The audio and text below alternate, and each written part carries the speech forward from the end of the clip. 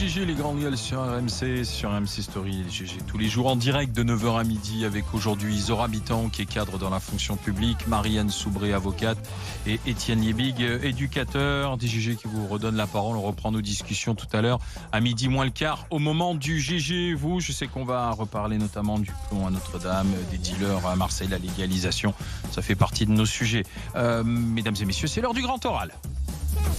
RMC, le grand oral des grandes gueules. Alexandre Jardin, bonjour. Bonjour. Le roman vrai d'Alexandre aux éditions de l'Observatoire. Déjà, on appelle ça comment? Un oxymore? Un roman vrai? Un romancier qui dit la vérité, c'est plus un romancier. Pour moi, l'essence du roman le plus puissant, c'est le moment où la vérité surgit chez quelqu'un. C'est pas le moment où on part dans l'imagination. Voilà. Qu'est-ce qui vous arrive? Vous êtes en pleine dépression? Non, je vais super bien. Au contraire. Non, mais vous étiez en pleine dépression, c'est pour ça que c'était votre psychanalyse, ce livre? Plus efficace. Et puis aussi l'effet de 15 ans de militantisme social qui fait que l'écrivain plein de paillettes et de bonne humeur et d'éclat de rire que j'ai longtemps joué ne correspondait plus du tout à ma vie. Voilà. Vous étiez arrivé au bout d'un personnage, c'est ça? Absolument. Il fallait tuer le personnage. Mais comme la plupart des gens qui nous écoutent. Hein. C'est-à-dire que, et c'est ce que je découvre en publiant ce livre, c'est que les gens ne lisent pas le roman vrai d'Alexandre, ils se lisent. Et j'ai demandé la semaine dernière, il y a quelques jours, aux gens de m'envoyer les pages sur lesquelles ils avaient pris des notes, sur lesquelles ils avaient souligné des phrases. Et en fait, ils parlent d'eux. Quand on court le risque d'être absolument vrai, on permet aux autres de l'être. Et c'est ce qui est en train de se passer avec ce bouquin. Je ne savais pas si j'allais être absolument giflé, si j'allais perdre tous mes lecteurs. Je veux dire, on ne sait pas ce qu'on fait lorsqu'on fait un saut comme ça. C'est un bouquin qui a été refusé par mon premier éditeur. On refuse encore Alexandre Jardin? Oui, ils ont eu peur. Putain. Ils m'ont dit, on ne fait pas ça. On ne déchire pas son personnage, on ne met pas en risque ses romans. Son image. Le produit marketing, quoi, en fait, c'est ça. Le produit marketing Alexandre Jardin, fallait le continuer, quoi. Vous étiez un produit marketing. Et puis, je pense que c'est plus profond que ça. C'est-à-dire que je pense que aussi les gardiens d'un temple à Paris gardent des logiques d'image. Et quand tout à coup, vous rentrez dans le bureau et vous dites « on arrête », c'est-à-dire on va publier ce que l'on est, ce que je suis véritablement, au risque de perdre mon lectorat. On verra bien ce qui se passera. Mais non, c'est foutrement rien. Attendez, parce que avant de donner la parole à mes petits camarades, tout le monde a lu le livre. Je sais que Zora, Marianne, beaucoup aimé les trois. Vous direz, mais il est dédicacé à mes enfants. Bien sûr. Des blocs de vérité. Ils sont puissants. C'est des gens puissants. J'ai dîné avec 2 d'entre eux hier. Ce sont des gens qui m'ont qui ont fait partie de ceux qui m'ont ramené vers plus de vérité. Parce que lorsque vous jouez un personnage, lorsque vous n'êtes pas vous, lorsque vous vivez à côté de vous, vous pouvez duper tout le monde, mais pas vos gamins. Oui, on peut mentir à tout le monde, sauf à soi-même. Sauf à soi-même et à ses gamins. Et c'est ce qu'ils vous disaient, vos gamins? Vous disiez, maintenant, t'arrêtes tes conneries. En tout cas, il y a eu un soulagement. Lorsque je leur ai filé le bouquin, ils ont regardé, et puis on a eu des conversations magnifiques. Et ce que j'ai découvert, c'est que quand on publie son roman vrai, alors moi je suis écrivain, donc j'ai fait un livre, mais on peut le faire dans sa propre vie. À ce moment-là, les rapports deviennent extraordinaires à l'intérieur d'une famille. Extraordinaires de violence, extraordinaires d'authenticité, et puis on ouvre des libertés aux autres. Alors que dès qu'on triche, on tue sa famille. Vous dites, enfin vous l'écrivez dans le livre. Ah oui, je vais te donner la parole. Non mais c'est quand même. Je sais pas. On va voir, ça dépend. On veut tous la prendre, mais vous séquestrer à la sortie. Vous écrivez, j'ai été un faux billet, un petit dindon propre, un athlète de l'esbrouf. Oui, c'est vrai. C'est bon là. Non, c'est vrai. C'est vrai. J'ai assez mal démarré moi ma vie. C'est-à-dire que j'ai perdu un père de tôt, et je me suis mis à devenir un type qui se racontait sa vie au lieu de la vivre. Voilà. Et donc, au moment où je suis devenu écrivain, j'ai amplifié les choses. La littérature permettait ça. Je me suis mis à écrire des histoires d'amour qui étaient aux antipodes de ce que j'étais. J'avais rien à voir. Mais c'est le talent du romancier. Mais oui. Oui, mais ça m'a sauvé. Oui. Ça aidait les autres aussi à éluder les difficultés de leur propre vie, mais c'était toxique. Et vous êtes arrivé au bout d'un processus. Oui. En fait, moi, si je puis me permettre, Bon. du coup, non, mais depuis tout à l'heure, je peux parler. Non, mais alors moi, j'ai lu et c'est vrai que moi, j'ai aimé la promenade avec les mots. Vous gardez ce talent. Qu'on dise ce qu'on veut, que ce soit vrai ou pas vrai, avant, pendant, après, Moi, j'ai beaucoup aimé la promenade. C'est un vrai régal de vous lire parce que c'est bourré de métaphores et c'est très imagé comme écriture. Ça, c'est la première chose. Mais ensuite, il y a des stades dans être vrai dans sa vie. On a tous une part un petit peu où on peut parfois se persuader ou tricher un peu, ou de tricher, d'être une autre histoire. En fonction de sa période. Vous, c'était le fossé était très grand entre ce que vous racontez aujourd'hui et ce que vous étiez avant. C'est plutôt, vous avez fait un grand saut dans le vide pour vous retrouver. Mais ce que je veux dire, c'est qu'on peut se retrouver dans des bribes dans ce que vous écrivez.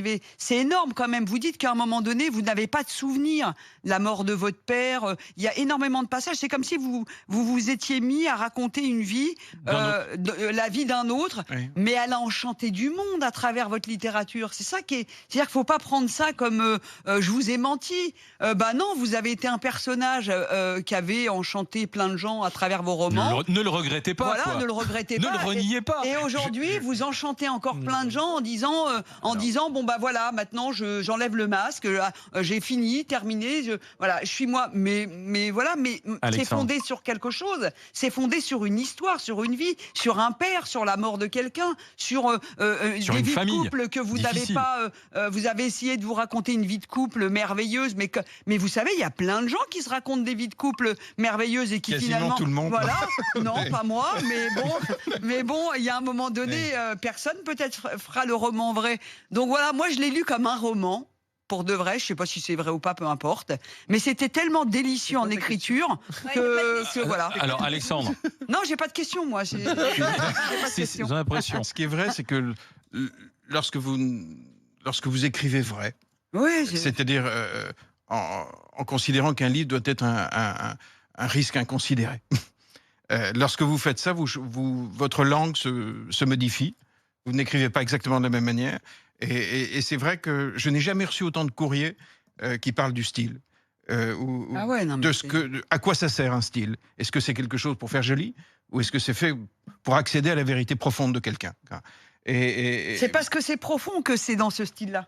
Oui. Je pense parce que vos autres romans n'avaient pas ce style. Non, c'est un changement de style. Hein? Marianne. On est d'accord. Bon, moi j'ai adoré.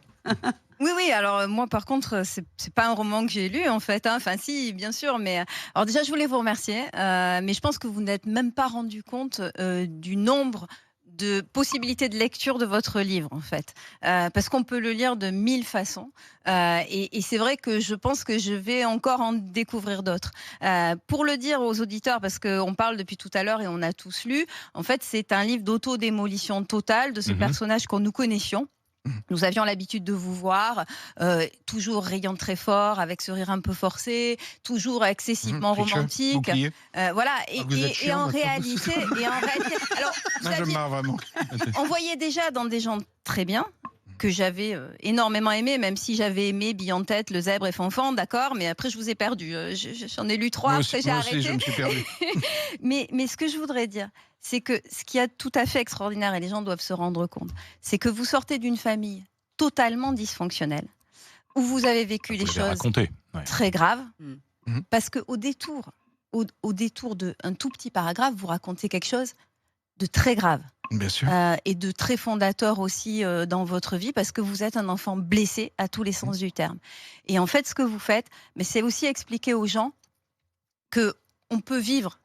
Et je trouve ça très beau, parce que vous vous êtes inventé, vous avez lutté contre la dépression, etc. Mais vous avez vécu aussi pendant tout ce temps-là. Donc c'est aussi pour ça que ce livre est extrêmement important, parce que je pense que ça va aider aussi les gens à comprendre qu'on peut en sortir, y compris du plus grave. C'est extrêmement touchant, ce que les gens m'écrivent. Oui. Parce que c'est ce que je vous disais, si vous baissez la garde, les gens le font. Donc c'est un courrier d'une violence inouïe, d'une beauté inouïe. À un moment donné, je vois que tous ces gens qui écrivent sur le bouquin, qui m'envoient ces photos de leurs notes, je vois tout à coup, ils envisagent, peut-être pour la première fois dans leur vie, en se disant, tiens, le mec, il va, peut-être que je peux y aller moi aussi. Peut-être que je peux réellement vivre ma vie. Peut-être que je peux être réel dans le lit avec mon mari. Peut-être que je peux être réel avec les gens avec qui je suis en vacances. Et les gens sont de toute beauté à ce moment-là. Mais d'ailleurs, vous le savez bien, lorsque vous interviewez des gens, lorsque vous avez des rôles, les gens sont moches. Les gens perdent leur noblesse, perdent leur beauté. Bien sûr. Mais l'authenticité, c'est un luxe. C'est un luxe d'être authentique, d'être vrai. Et ce bouquin est en train de fabriquer une espèce de contagion. Mais il faut être heureux pour ça. Oui, bien sûr. Il faut être heureux. Alors, c'est ce que vous dites. Ouais. En fait, il y a une rencontre. Oui, bien sûr. Une rencontre libératrice. C'est l'amour. Chercher la femme, quoi, en fait. Oui, une femme importante, capitale. Et puis, il y en a eu d'autres avant. Ariane, une femme qui est morte aujourd'hui, qui a été mon professeur de liberté. C'est-à-dire que les gens qui sont des grâces dans votre vie, ce sont les gens en face de qui vous pouvez être radicalement qui vous êtes. Radicalement. Vous ne serez jamais jugé. Alors, il y a une femme importante, capitale aujourd'hui, mais il y a eu d'autres personnages. Et dans ce roman vrai, je raconte aussi l'histoire de tous ces gens qui m'ont tendu la main, qui à un moment donné... Mais qui vous ont vu surtout. Oui, qui m'ont vu. Qui vous ont vu derrière le masque. Et c'est des histoires extraordinaires. Parce qu'en fait, l'extraordinaire, c'était pas dans mes romans féeriques. L'histoire extraordinaire, c'était par exemple cette histoire avec Ariane, qui d'entrée ne m'a pas permis de jouer avec elle. Du coup, on a joué fantastiquement, mais pour de vrai. Après ça, qu'est-ce que vous écrivez Rêverais. Oui, d'accord, ok. C'est des romans passionnément sur la réalité. Passionnément sur la réalité. C'est-à-dire le métro. C'est extraordinaire ce qui se passe. C'est-à-dire que... ça va être comme Zazie. Pendant 15 ans, pendant 15 ans, le citoyen engagé que j'ai été s'est mis à vivre avec des gens engagés qui portent des romans fabuleux. Voilà, fabuleux, mais fabuleux. Vous savez comment ça s'appelle, ça ? Ça s'appelle le populisme. Ce courant littéraire où on raconte la réalité s'appelle le populisme. Non, ça dépend comment ça s'appelle tous les grands romans du 19e. C'est ça, c'est le courant populiste. Qui ont pris un courant littéraire, mais qui ont pris en charge la nation. La vie des gens. Mais donc, je vais aller vers cette littérature. Je suis en train d'écrire, là, en ce moment. Ce matin, j'étais debout à 6 heures. Je suis en train d'écrire cette nouvelle littérature. Après un roman vrai comme ça, vous ne pouvez pas continuer. Vous écrivez autre chose. Vous devenez un autre écrivain. On va continuer d'en parler avec vous, Alexandre Jardin, parce que dans un instant, question d'Étienne, de Zora, toujours de Marianne, parce que dans ce livre, il y a des rappels à la réalité, mais quand je dis à la réalité, c'est à ce qui fait notre société, à ce qui fait aussi l'actualité. Il y a d'ailleurs un passage avec les Gilets jaunes, où vous racontez un péage. Vous racontez ça, donc vous parlez vous-même de ce qui a été votre engagement social. Vous allez nous dire comment vous trouvez le pouls de la société, justement, en ce moment, mon cher Alexandre. Alexandre Jardin est avec nous dans le grand oral des GG, le roman vrai d'Alexandre. On vous le conseille, tout simplement, c'est aux éditions de l'Observatoire. Et Alexandre Jardin est dans le grand oral des GG. Restez avec nous. RMC jusqu'à midi, les grandes gueules.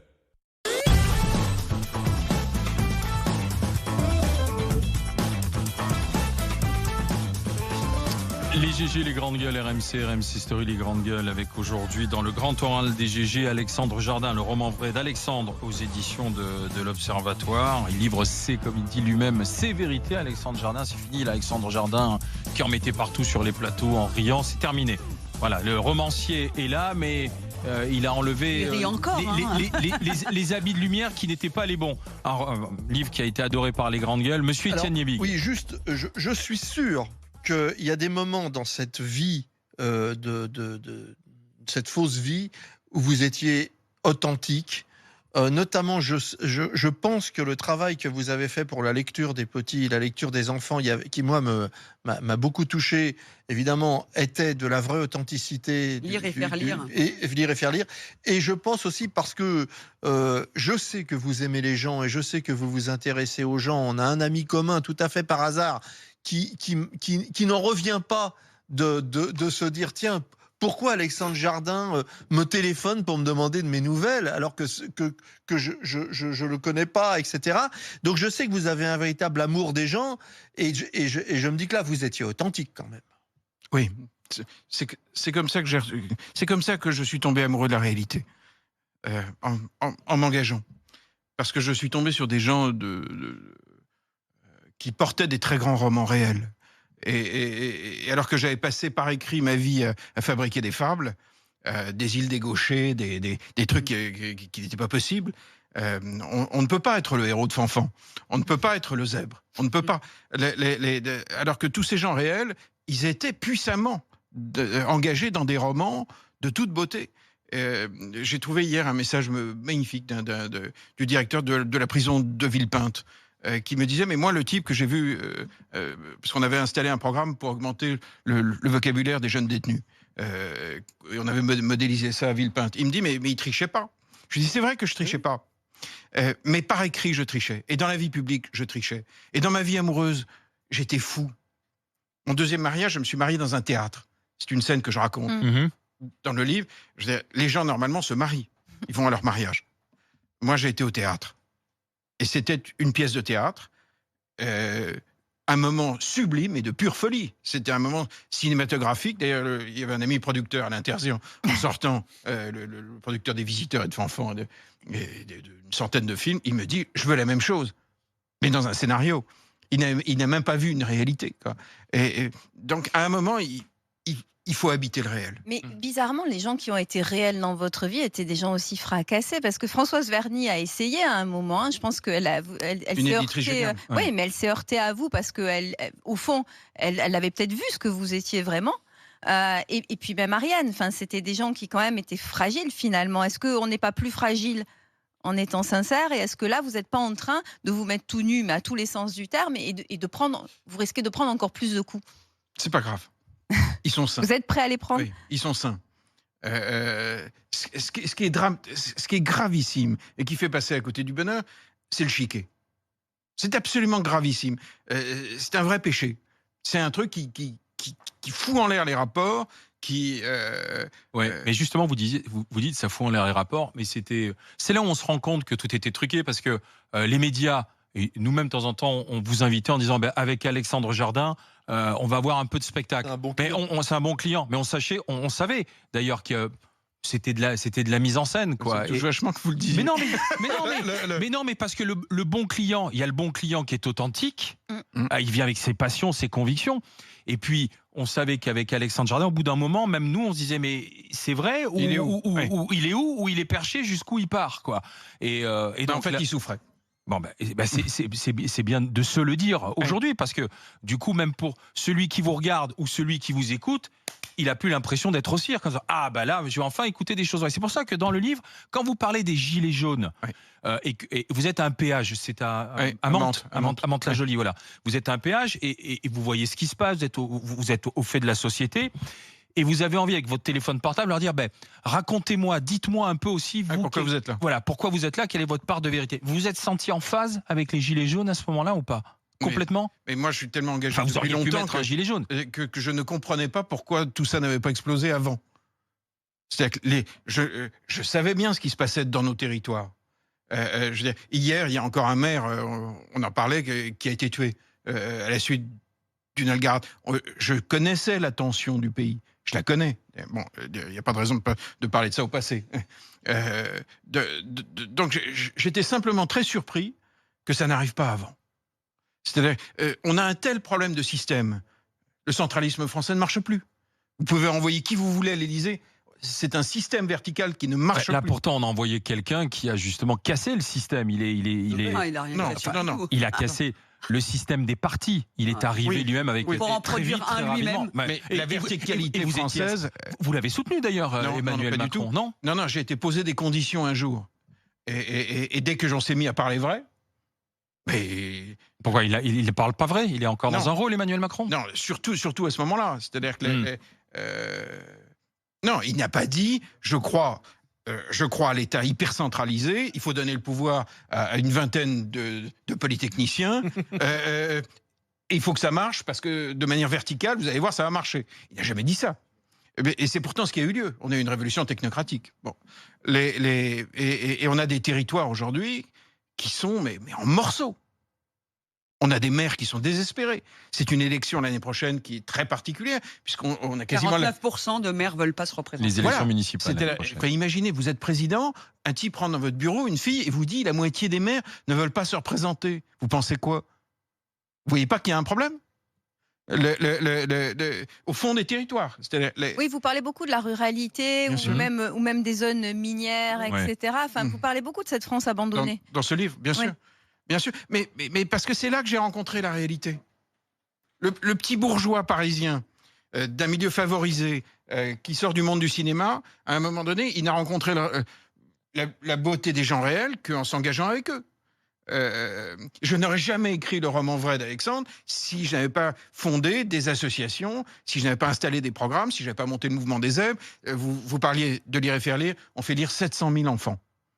Grâce à 20 000 personnes. Non, mais vous avez à votre actif l'engagement citoyen qui date quand même. C'est ça qui fait quand même votre légitimité. C'est important parce que alors il y a deux choses. C'est avant vous étiez pas le personnage que vous prétendez être aujourd'hui, d'accord. Mais j'allais dire c'est pas grave. C'est pas. Vous avez fait quand même. Voilà, vous avez agi quand même. Vous avez. C'était pas important. Je veux dire, vous étiez très peu. Non, mais vous étiez pas. Vous étiez un fake surtout pour vous, pour votre propre vie, mais dans ce que vous avez donné aux autres, dans ce que vous avez partagé avec les autres, c'était vrai, les engagements citoyens. Moi, j'ai suivi, je suis encore bleu, blanc, zèbre, lire et faire lire. On sent que vous avez envie que l'engagement citoyen ait du sens et qu'on fasse tous les uns pour les autres. Donc tout ça était vrai. Vos romans, ils étaient vrais. Enfin, Fanfan, Bille en tête, etc., c'était vrai. Ce qui n'était pas vrai pour vous, le personnage, à la limite, voilà. Lui, il était faux. Voilà, mais il était faux. J'allais dire. Mais là aujourd'hui, vous êtes pessimiste pour les semaines, pour les mois à venir, ces territoires fracassés, ou vous pensez qu'on est en train d'en sortir? Ah non, on a un problème de système. Donc c'est pas 3 ou 4 petites mesures. On a un problème de système. Le centralisme français, ça marche pas. Donc régionalisation, une vraie régionalisation avec des... Les seuls pays qui s'en tirent sont, bien sûr. sont des pays qui ont vraiment décentralisés. Et les régions, ça existe. Si on ne fait pas confiance à nos communes, si on ne fait pas confiance à nos territoires, on ne s'en sortira jamais. Vous voulez faire une politique du logement à Paris, pour la Haute-Savoie, pour Dunkerque? Vous voyez bien que c'est idiot. Donc ça marche pas. Donc on a ça devant nous. Alors, est-ce qu'on ira jusqu'au craquement, jusqu'à la révolution? Est-ce qu'on sera capable de faire l'économie de ça? J'en sais rien. J'en sais rien, mais ce que je sais aussi, c'est que dans notre vie publique, et j'ai aussi écrit ce livre-là en y pensant, si on n'est pas tous beaucoup plus vrais, on ne va pas s'en sortir. Parce qu'il y a un problème de crédibilité de la parole qui est gigantesque. Ceux que vous appelez à davantage d'authenticité, ce sont ceux qui sont au pouvoir, alors aujourd'hui. Ils pourront jamais. Oui, mais c'est un problème. C'est pas un problème politique. C'est quoi? C'est un problème de responsabilité individuelle. Oui, c'est un problème d'être humain. Et aussi pour les journalistes. C'est-à-dire que quand vous savez que le type ou la fille joue, il faut lui dire. Il faut dire stop. Oui, mais enfin, attendez, on aime bien aussi, je veux dire, on a tous dans l'idée l'homme providentiel, puisqu'on parle là de politique. Vous imaginez qu'on va élire quelqu'un dont on ne se dira pas, ah ben il est au-dessus de nous, etc. Mais De Gaulle était vrai. Oui, mais il était au-dessus. Il était vrai, mais c'était un personnage exceptionnel. C'était un homme exceptionnel. Mais aujourd'hui, des De Gaulle, excusez-moi, il y en a plus beaucoup. Non, il y a plein de gens de très haute valeur, partout. On les voit pas. On parlait de cet ami. Mais c'est le système qui les promeut pas. Et il a raison. Mais des gens magnifiques, il y en a absolument partout. Moi, j'en ai rencontré partout. Des élus locaux absolument prodigieux, qui s'exposent, qui sont d'une vérité absolument incroyable en face des gens. On attend l'homme providentiel, vous voyez ce que je veux dire? On attend. Mais on a mieux à faire. Alors, dans un pays décentralisé, c'est quoi mieux à faire? Si vous dites on a mieux à faire, sauf qu'aujourd'hui... Moi, j'ai fait ma part. En tant que citoyen engagé en construisant des programmes associatifs, en les rassemblant au sein de Bleu Blanc Zèbre, j'ai fait ma part. On a essayé de bâtir des accords avec l'État. On n'y est pas arrivé. Derrière le plan Borloo, il y avait les zèbres, par exemple. Ça s'est pas su, mais en réalité, les opérateurs étaient des zèbres. On a essayé. Moi, je pense qu'on aura un craquement. Et quand j'ai pris la décision de déchirer mon personnage et de publier le roman vrai, je l'ai fait aussi contre une société qui joue des rôles. Du spectacle. C'est plus possible d'allumer la télé et de voir, y compris des journalistes qui jouent des rôles, qui posent des questions à des gens qui jouent des rôles. Ce n'est plus possible. Les gens ne l'acceptent plus. Et ce que je découvre avec la sortie de ce roman vrai, c'est que les gens sont d'accord. Ils m'en veulent pas. Alors que je pensais prendre des baffes. Ils m'en veulent pas à partir du moment où on retourne les cartes. Il y a un chemin possible. Il y a une écoute possible. Il y a quelque chose d'assez magnifique qui est possible. Alors, moi, je crois beaucoup au pouvoir transformateur de la littérature. Donc, c'est aussi pour ça que j'ai publié ce livre. Parce que je suis écrivain, donc j'apporte ma pierre à un autre type de société. Sauf que vous avez l'air de dire que vous croyez plus dans une société de l'associatif et des entrepreneurs. Des gens qui font. Que dans une société des responsables politiques. Sauf que ce sont les responsables politiques qui vous fixent le cadre dans lequel la société évolue. Donc tout ça, c'est on n'est lié. pas obligé d'être soumis à une aristocratie d'État parisienne. Oui, c'est ça. Ce n'est pas l'unique système. Les Allemands ne sont pas structurés comme ça. Il y a plein de peuples qui ne sont pas Italiens non plus. Les Italiens non plus. Les Espagnols encore moins. Les Espagnols encore moins. On est une sorte d'exception où tous les 5 ans, on nomme un haut fonctionnaire président. Puisque encore le dernier est un... Et donc il nous faut un surhomme, puisque le gars il doit avoir une responsabilité totale. Ça marche pas. Et on voulait un entrepreneur à la tête de l'État. Non, c'est pas ça, Alain. Ce qu'on veut, c'est que dans chaque région, il y a un pouvoir, un véritable pouvoir régional, donc plus proche des gens, que les gens se sentent plus concernés. Les gens qui nous écoutent là, ils vivent pas tous dans le 7e arrondissement à Paris. Donc le président est un coordinateur. Un jour, j'avais une réunion à Bercy je faisais venir des révoltés, une révolte des notaires. Il y avait une réforme à la con. Et je me souviens, il y avait le directeur de cabinet qui était là, et je lui dis, mais il arrive, son TGV est en retard. Il me dit, il vit à Nantes. Il me dit, à l'année. J'avais le mec qui pilotait Bercy, je l'ai repris. Je lui ai dit, je sens que le rendez-vous va mal se passer. Si vous pensez que des gens qui vivent à l'année en dehors du périph' sont des anomalies. Il y a quelque chose qui ne va pas aller dans le pays. Non, mais c'est pour ça que... mais là, par exemple, je lui parlais vrai. Ouais. Mais à un moment, je pense qu'il va falloir qu'on se réaligne.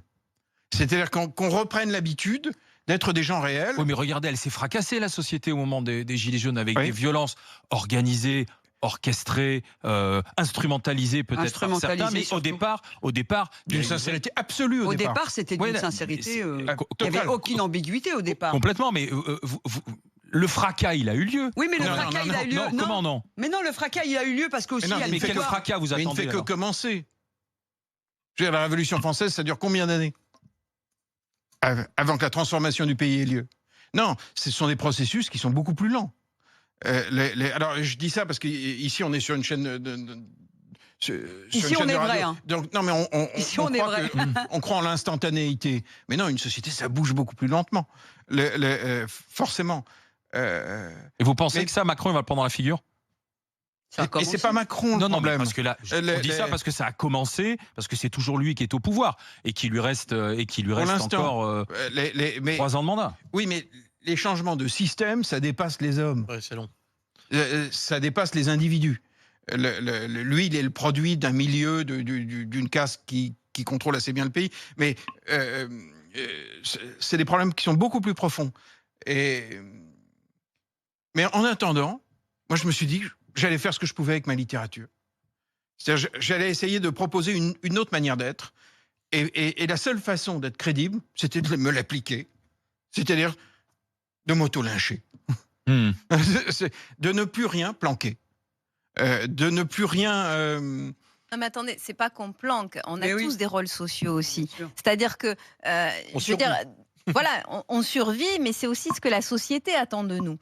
Parce qu'à un moment, je veux dire, moi, vu mon métier, si j'arrivais et que j'avais pas... Alors déjà, je m'habille pas forcément comme une avocate, entre guillemets, devrait s'habiller dans la tête des gens. Mais si j'ai pas un certain style, si j'ai pas une certaine façon de parler, etc., quelle crédibilité j'ai aussi? C'est les cheveux. Mais ça, c'est autre chose. Mais oui, mais c'est ça. Non, mais le problème aussi, c'est qu'on induit tout ça chez les autres. Oui, mais vous pouvez être vrai dans votre rôle d'avocat. Vous pouvez être vrai dans votre rôle d'avocat. C'est ça qui compte, en fait. Vous pouvez être vrai dans votre rôle de On journaliste. est dans une société d'apparence aussi, Alexandre. Vous voyez ce que mais je ça veux dire? trompe pas. Non, mais là, c'est les gens de lui-même, attention. c'est pas tromper Les gens n'en peuvent plus. J'entends bien. Les gens n'en peuvent plus Non, mais des être rôles. vrai, c'est quoi, Alexandre? Être vrai, c'est aussi le sens de l'engagement pour le bien commun et que ce soit vrai. Mais pour ça, il faut aimer les gens.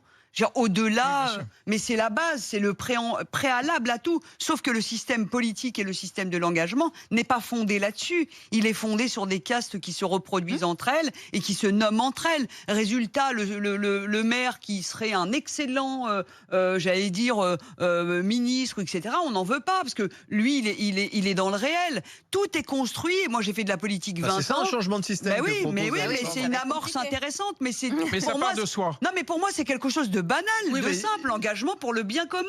À partir du moment où tu aimes les gens et que tu t'engages pour changer la vie des gens en mieux, basta, face à toi, tu as le système qui Oui, va mais te ça part de soi. Alexandre. Du rapport qu'on entretient avec soi. bien sûr, donc je comprends que...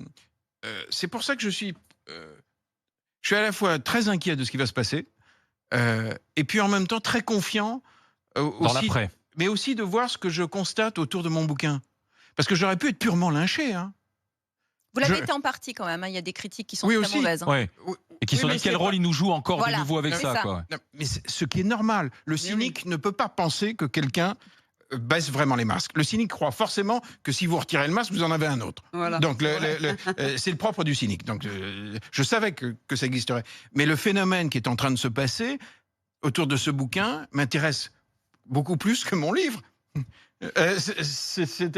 Parce que tout à coup, ça redonne incroyablement confiance dans les gens. À lire, le roman vrai d'Alexandre, c'est signé Alexandre Jardin, c'est aux éditions de l'Observatoire et Alexandre Jardin vient de passer le grand oral des GG. Merci Alexandre, à bientôt. Merci. Et puis on verra si la prophétie Jardin se réalise dans les semaines et les mois à venir concernant la société. On enchaîne avec le GG et vous. RMC, les grandes gueules, les GG et vous. On va reparler avec Marianne Soubré et avec Jean-François de Notre-Dame de Paris, de plomb, de confinement. Petit extrait de Marianne d'abord. Je ne comprends pas qu'aujourd'hui, je suis comme Étienne, je ne comprends pas avec ce qu'on sait des particules. Alors c'est vrai que c'est pas de l'amiante, c'est du plomb, mais quand même, je trouve qu'on aurait dû confiner. Et en tout cas, si on ne l'a pas encore fait, puisque ça n'est pas fait, il faut absolument le faire. Qu'ils ont pris des mesures pour les trucs qui sont directement sous leur responsabilité, c'est-à-dire les écoles. Mais les habitants de Paris aussi sont sous leur responsabilité. Évidemment. Et on n'a pas eu de communication pour dire aux gens qui, attention, vous avez des jeunes enfants, il va falloir faire une sorte de ménage. Jean-François, bonjour. Bonjour. Allez-y, Marianne vous écoute. Monsieur Jean-François de Gironde. Oui, je suis professeur de toxicologie. Oui, pour le plomb, donc il y a aussi le principe de précaution qui est souvent invoqué. Alors vous qui êtes juriste, le principe de précaution s'applique quand on ne sait pas évaluer les risques, c'est-à-dire quand on ne connaît pas ou peu la nature du danger. C'était le cas éventuellement de l'amiante ou d'autres éléments. Alors pour l'amiante, vous l'avez dit d'ailleurs parfaitement que c'est pas le même cas pour le plomb, puisque l'amiante agressait directement les poumons et déclenchait un cancer du poumon. Pour le plomb, c'est des intoxications à long terme, avec le plomb qui pénètre et va se stocker dans les tissus. C'est pour ça d'ailleurs que les doses pour le plomb sont hebdomadaires et non pas journalières. Donc à ce moment-là, c'est la surveillance long terme qui compte. Et effectivement, les plombémies sont les seuls outils pour évaluer éventuellement les risques de santé avec les seuils qui ont été déterminés. C'est pour ça que la réponse que vous a fait le fonctionnaire de la ville de Paris là, a été tout à fait pertinente. Et donc des expositions à très court terme ne posent pas de problème à condition évidemment de les contrôler. Qu'est-ce que vous appelez le court terme ? Justement, cette surveillance doit être mise en place. Alors il faut savoir qu'en France, la mise en place de ces surveillances, ce qu'on appelle le monitoring humain, la surveillance directement chez l'homme, est très récente. Je me suis battu des années pour arriver à la mettre en place alors qu'elle était en Allemagne depuis 2006, la première qui a été étude. Et donc ce qui a péché là-dedans, c'est plus des problèmes de communication, parce qu'on a une tradition médicale qui fait qu'on doit communiquer individuellement aux gens, d'ailleurs c'est ce que dit l'ARS, on communiquera individuellement aux gens les résultats, etc., et qu'il n'y a pas vraiment de structure d'information publique, et ce qui fait des inquiétudes disproportionnées par rapport à la réalité. Donc là, on n'a pas du tout besoin, on n'est pas dans un cas de crise sanitaire. Par contre, évidemment, il faut nettoyer les plombs pour pas qu'il y ait d'exposition ou de surexposition à long terme, ce qui est en train d'être fait, mais l'ensemble des autorités sanitaires disent que les résultats des plombémies ne posent pas de problème. Pour les ouvriers, ils sont soumis, eux, à d'autres règles et ils sont sur la surveillance de la santé-travail, ce qui a d'ailleurs été expliqué ce matin par le fonctionnaire de la ville de Paris. Alors Jean-François, merci beaucoup. Alors là, parce que l'éclairage était vraiment très important. Complet, là. Donc merci beaucoup. J'entends bien ce que vous dites. Donc il faut une exposition longue pour que ce soit dangereux. Simplement. Non, qu'il y ait des risques. Attendez, le plomb c'est un danger, le plomb c'est un toxique. Par contre, est-ce qu'il y a des risques? C'est pour ça que les deux mots sont très importants en toxicologie, où on fait la différence entre danger et risque. D'accord. Mais par contre, très bien. Et là, effectivement, on procède à des opérations de nettoyage dans tous les lieux qui appartiennent à la municipalité, etc. Quid des logements si les gens n'ont pas bien nettoyé, puisque effectivement le saturnisme c'était plus on va lécher la peinture, etc. Oui. Qu'est-ce qui se passe si des gens n'ont pas nettoyé comme ils auraient dû dans leur logement, qu'ils ont des petits-enfants et que ces enfants ingèrent les poussières de façon soit ponctuelle, soit de façon régulière? Est-ce qu'il y a justement un risque ou pas? Alors, il peut y avoir un risque, évidemment, des expositions à long terme. D'ailleurs, depuis 1995, l'opération Plomb, avec, je ne sais plus, c'était Simone Veil, je crois qu'il avait mis en place, et en particulier sur Paris, on a vu dans les écoles du saturnisme, d'où l'inquiétude des enfants exposés, comme vous dites, dans les vieilles maisons, aux peintures au plomb, etc. Et donc, il y a une surveillance qui est faite, en particulier au niveau scolaire, alors qui est peut-être largement imparfaite. Mais en fait, ce qu'il faut, c'est qu'effectivement, avoir une surveillance long terme efficace. C'est-à-dire pas ponctuelle de temps en temps. Il y a une stratégie de surveillance. Alors, des gens exposés. Le problème, c'est que c'est pas forcément les riverains qui sont les plus exposés, puisque aujourd'hui, on a des modèles de dispersion mathématique qui essaient d'identifier. D'ailleurs, à longue distance, il y a des gens qui peuvent être plus exposés que les riverains. Non, mais Jean-François, d'accord, mais c'est peut-être pour ça aussi que je pense que ça pourrait être utile, ou ça aurait pu être utile, ou ça pourrait être utile pour l'avenir, que s'agissant de tous les habitants de Paris, la mairie communique en leur expliquant quelles sont les modalités de ménage, par exemple, qui sont nécessaires pour éviter une éventuelle ou hypothétique contamination de leurs enfants par ces poussières-là. Et c'est là où moi je trouve qu'ils ont une certaine responsabilité et que ça aurait été bien justement de... Absolument. La communication a fait défaut. Voilà. Pourquoi? Parce qu'ils privilégient la communication individuelle, ce qui est dit. Parce que là, on a une tradition médicale du secret, du dossier médical, etc. Qui fait que quand on a des résultats de plombémie, etc., on ne le communique pas aux autres, on le communique aux familles et on leur recommande des mesures de gestion, de précaution, donc de diminution d'exposition, évidemment, individuelle et pas forcément générale. Et là, il y a un problème de communication. Il n'y a pas vraiment un problème de santé publique, mais il y a vraiment, à l'occasion de ce truc-là, on voit bien qu'on ne sait pas gérer la communication. Merci Jean-François de ces explications précises. Merci Jean-François, bonne journée, à bientôt. Dans un instant, Mehdi des Hauts-de-Seine, il est fonctionnaire de police et on va reparler, tu sais, des cités, du deal de ce fameux panneau d'affichage tarifs et drogue vu du côté de Marseille. Ça a été un gros sujet de discussion tout à l'heure avec les grandes gueules. Donc Mehdi, fonctionnaire de police, avec Zora Habitant dans un instant. RMC, 9h midi, les grandes gueules.